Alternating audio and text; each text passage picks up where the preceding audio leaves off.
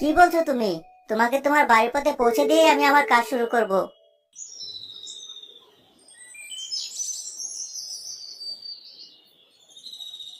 ওই যে দেখো, উত্তর দিকে একটা পথ দেখা যাচ্ছে। ওটা ধরে সোজা হেঁটে গেলেই তোমার বাড়ির রাস্তা পেয়ে যাবে। তোর মতো ভালো ছেলে এই পৃথিবীতে খুব কম জন্মায়। যা, তুই তোর কাজে যা এখন। তাহলে আমি আমার বাড়ির পথে রওনা হই। কেউ কি আছো? আমাকে একটু পানি খাওয়াতে পারো?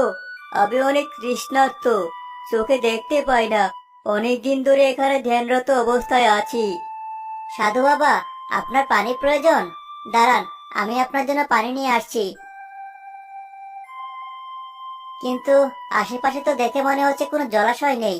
আমাকে একটু দূরে পানি আনার জন্য যেতে হবে। সেই পর্যন্ত আপনি একটু অপেক্ষা করুন। জানি না বাবা তুই কে, কিন্তু সৃষ্টিকর্তার কাছে আমি তোর জন্য অনেক আশীর্বাদ করব।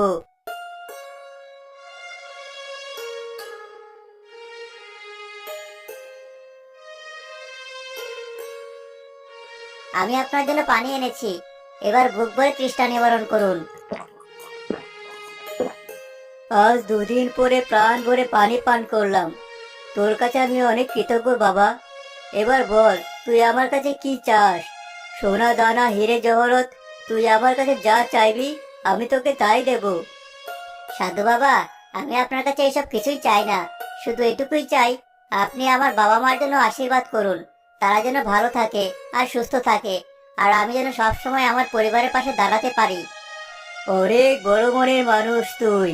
আমি তোকে আশীর্বাদ করছি। তুই এমন একটা কিছু পাবি যা দিয়ে তোর জীবনের সব সমস্যার সমাধান হয়ে যাবে। তাহলে এখন আমি যাই। আমাকে আবার জঙ্গলে কাঠ কাটতে হবে। হ্যাঁ বাবা, যা তুই কাঠ কাটতে যা।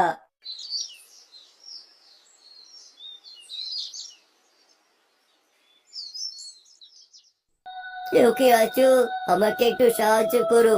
গতকাল রাতে ঝড়ের কারণে আমি একদম নুয়ে পড়েছি। সোজা হয়ে দাঁড়াতে পারছি না। আমাকে একটু সোজা করে দাও। কি আশ্চর্য! এই গাছটা তো দেখা যায় মানুষের মধ্যে কথা বলতে পারে। গাছ, তোমার হয়েছে কি? কি বলছো তুমি?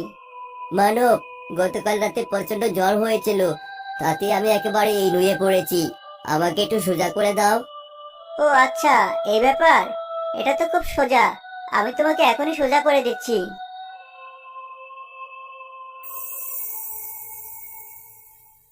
কি সুন্দর উজ্জ্বল আলো বের হচ্ছে তোমার শরীর থেকে, দেখেই মনটা ভরে গেল। আমি কোনো সাধারণ গাছ নই মানব। আমি একটা সোনার গাছ। আমার শরীরে যা দেখতে পাচ্ছ সবই সোনা। আর আমার